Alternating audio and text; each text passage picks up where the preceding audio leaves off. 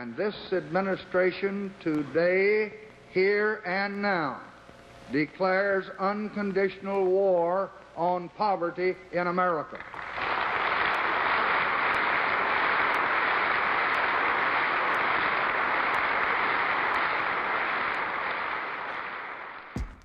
In 1965, fresh off the momentum of the Civil Rights Act of the previous year, President Lyndon B. Johnson introduced America to the Economic Opportunity Act, or as it is commonly known, the War on Poverty. This act introduced welfare initiatives such as food stamps, the Job Corps, community action agencies, and Social Security, among others. Central to the bill was the Elementary and Secondary Education Act. The ESEA is one of the largest and most significant federal laws in United States history, and its reauthorization every 5 years since has wrought many changes to the educational landscape of America. On the poverty thing, I want to say that this is not going to solve poverty. 30 years ago, Roosevelt talked about 1/3. Today, we're talking about 1/5. But it is a begin. And as President Kennedy said, let us begin. From the beginning, the ESEA has been focused on reducing the education gap and providing a fair chance to young people all around the U.S. It has not always been successful, and American education continues to lag quite a bit behind other developed nations. But the evolution of this act has shown progress in various forms, and has at least attempted to uphold American ideals.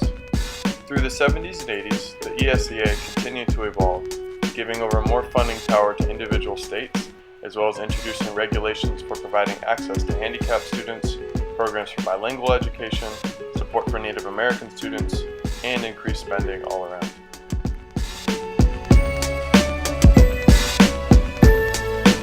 We are not as good as we ought to be as a country in taking the things that work well in some school districts and seeing them spread throughout the country.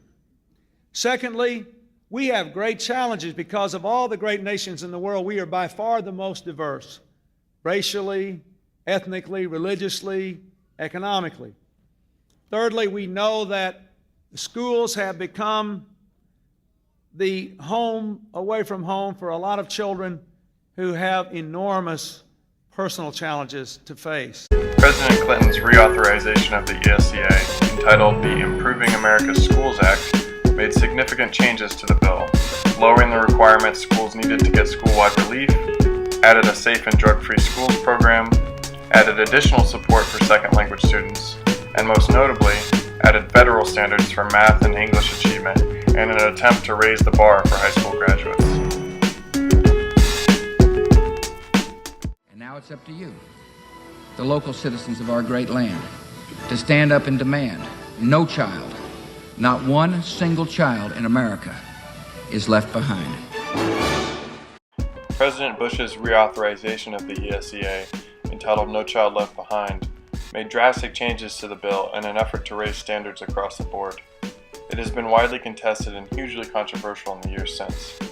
In an attempt to increase accountability, it added yearly standardized tests and enforced a complex set of rules that punished schools whose students did not show yearly improvement.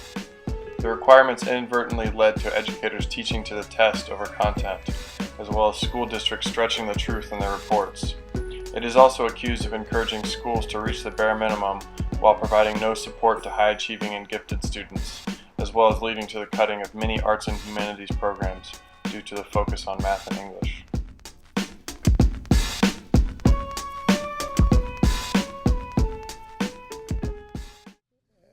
The goals of No Child Left Behind, the predecessor of this law, were the right ones. High standards, accountability, closing the achievement gap, making sure that every child was learning, not just some. But in practice, it often fell short. It didn't always consider the specific needs of each community. It led to too much testing during classroom time. It often forced schools and school districts into cookie-cutter reforms that didn't always produce the kinds of results that we wanted to see. Finally, the Obama administration's newest reauthorization, the Every Student Succeeds Act, aims to shake off the failings of No Child Left Behind and move toward a more modern and progressive education system. It was seen as something of a compromise for a Congress that has remained largely stagnant in recent years. The bill does not remove yearly testing requirements, but puts the power back in individual states' hands to set requirements and correct failing schools and districts. It prohibits the federal government from mandating curriculum such as the Common Core. It remains to be seen whether this new act will prove effective, but it appears to be headed in the right direction.